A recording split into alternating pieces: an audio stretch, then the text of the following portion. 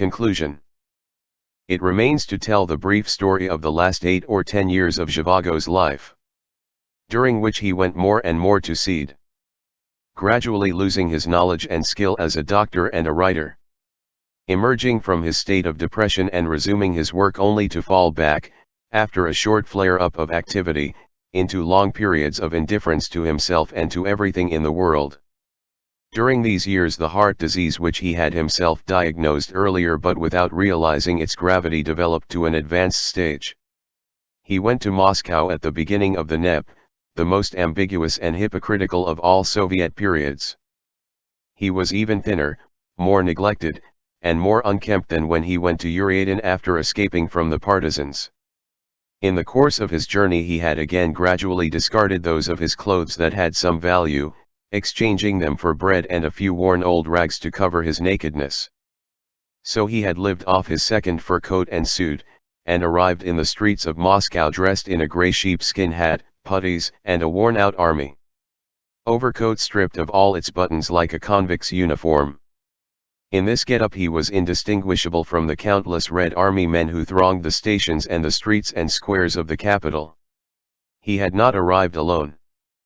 Following him wherever he went was a good-looking young peasant boy who was also dressed in old army clothes.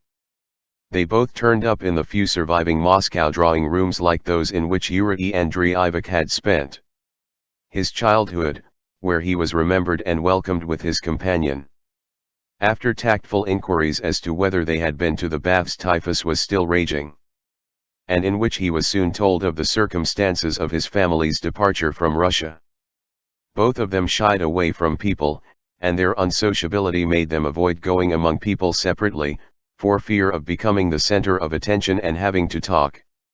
Usually, when these two lanky figures made their appearance at any gathering of friends, they retired to some corner, where they could spend the evening in silence, without having to take part in the general conversation. Dressed in his rags and accompanied everywhere by the boy, the tall, gaunt doctor looked like a peasant seeker after truth, and his companion like a patient, blindly devoted, and obedient disciple. Who was his young companion? 2.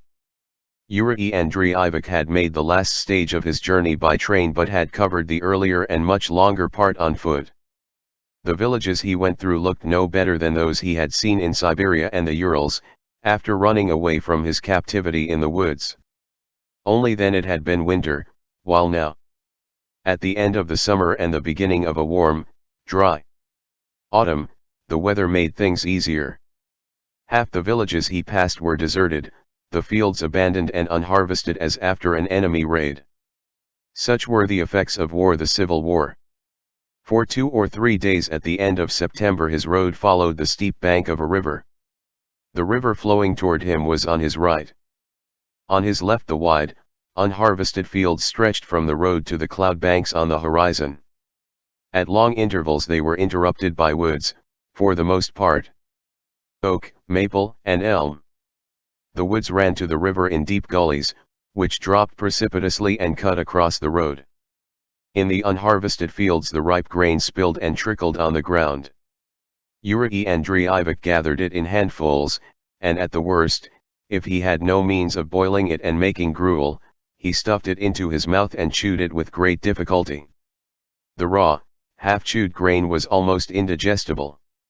Never in his life had he seen such dark-looking rye, rusty, brown, the color of old gold. Usually, when it is harvested in time, its color is much lighter.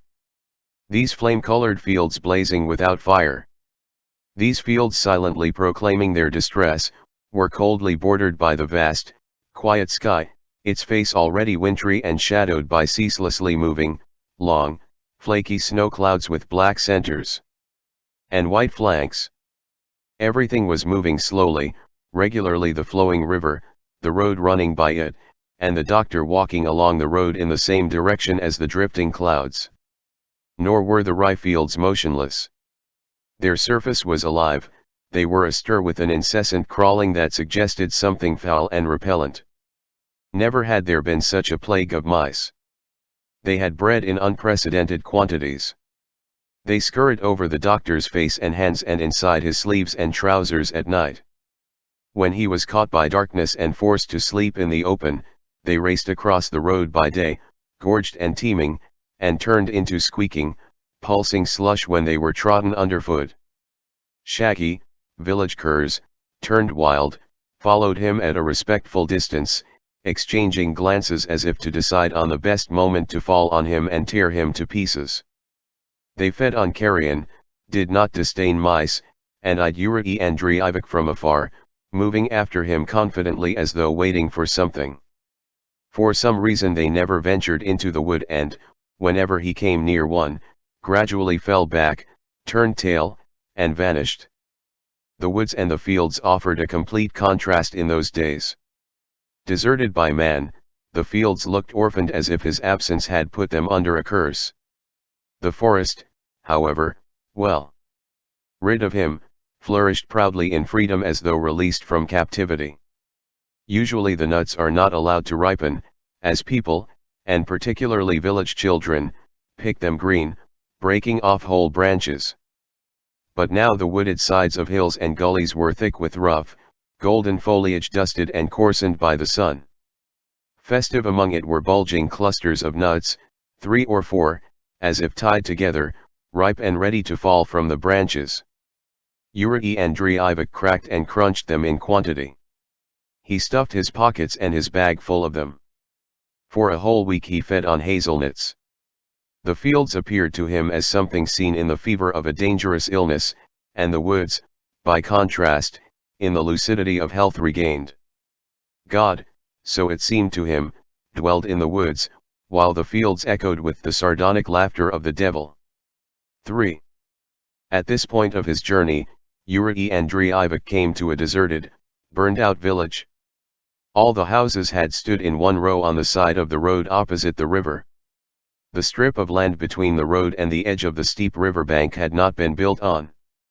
Only a few houses, blackened by the fire, were still standing, but they too were empty, uninhabited. Nothing was left of the others but piles of charred rubble with black chimneys rising out of them. The cliffs facing the river were honeycombed with pits where the villagers had quarried rock for millstones. This had been their means of livelihood. 3 such unfinished stones were lying on the ground in front of the last house in the row, one of the few that had remained standing. Like the others, this house was uninhabited. Yurii andreievich went inside. It was a still afternoon, but the moment he entered it was as if a gust of wind burst into the house.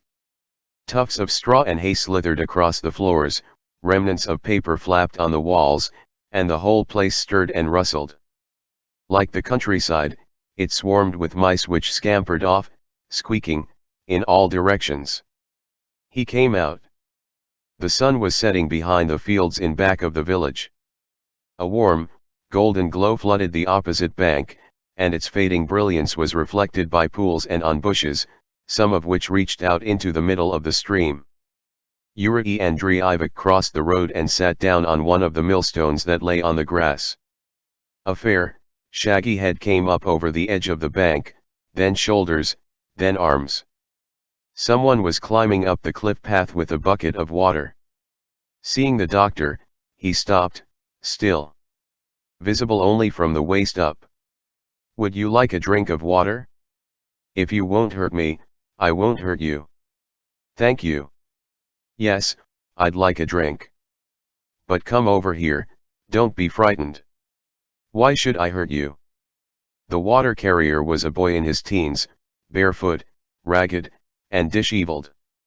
In spite of his friendly words, he pierced the doctor with a worried, suspicious stare. For some reason the boy was strangely agitated. Finally, putting down his bucket, he rushed toward the doctor but stopped halfway, muttering, It can't be, I must be dreaming." "Pardon me, comrade, if I ask you, but haven't I seen you before?" "Yes. Yes. Surely. You're the doctor, aren't you? And who are you? Don't you recognize me?" "No. We were in the same train from Moscow, in the same car." They'd conscripted me for labor. I was in the convoy. It was Zhivago. He threw himself on the ground before the doctor, kissed his hands, and wept. The burned ruins were those of his native village, Veriteniki. His mother was dead. When the village was destroyed, Zhivago hid in a cave in the quarries. But his mother, thinking he had been taken off to town, went mad with grief and drowned herself in the river, that very river Pelga, which flowed at the foot of the cliff where they were sitting and talking. His sisters Alia and Arya were said to be in an orphanage in another district, but he knew nothing certain about them. He went on to Moscow with the doctor, and on the way told him of many terrible happenings. 4. That's last winter's corn going to waste in the fields. We'd just finished sowing it when our troubles began. It was after Aunt Polya went away. Do you remember Aunt Polya? No. I never even knew her. Who is she? You never knew Aunt Polya? She was with us in the train. Tyagunova. The one who was plump and fair, and looked you straight in the eye. That's the one who was always braiding and undoing her hair? That's it? The one with the pigtail, that's the one. Yes, I remember her. Wait a moment, now I come to think of it, I met her later in a town in Siberia, we met in the street. You don't mean it? You met Aunt Polya? What's the matter with you, Zhivago? Why are you shaking my hands like a madman? If you're not careful you'll pull them off. And what are you blushing for, like a girl? Well, tell me quickly, how is she? Tell me. She was all right when I saw her. She spoke about you and your people. Didn't she say she'd been staying with you, or have I got it wrong? Of course she did, of course she did. She stayed with us. My mother loved her like her own sister. She's quiet and a good worker, very clever with her hands. We had plenty of everything in the house as long as she was living with us. But they made her life a misery in Veriteniki with all their talk. There was a man in the village called Rotten Karlam. He was making up to Polya. He's a slanderer, and he had no nose. She wouldn't even look at him. He had a grudge against me for that. He spoke evil about me and Polya. In the end she left, she couldn't stand it anymore. And that was the beginning of all our troubles. There was a terrible murder near here. A widow who lived all by herself on a farm, up toward Biskoy. Used to walk about in a man's shoes with elastic straps. She kept a fierce dog chained to a long wire, which ran all around the house. Gorlan, she called it. She did all the work around the house and on the farm by herself, without any help. Well, last year the winter came before anyone expected it. The snow was early, and the old woman hadn't dug up her potatoes. So she comes to Veriteniki and says, "Help me," she says, "I'll pay you either in money or a share of the potatoes." I said I'd do it, but when I got to the farm Karlam was there, he'd taken the job on before me and she hadn't bothered to tell me. Well, I wasn't going to fight him about it, so we did the work together. It was wicked weather, rain and snow and mud and slush. We dug, and we burned the tops to dry the potatoes in the smoke. When we'd finished she settled with us, fair and square, and she let Karlam go, but she gave me a wink as much as to say, I should stay on or come back later. So I went back again and she said, "I don't want to give up my surplus to the state." "You're a good boy," she says, "I know you won't give me away.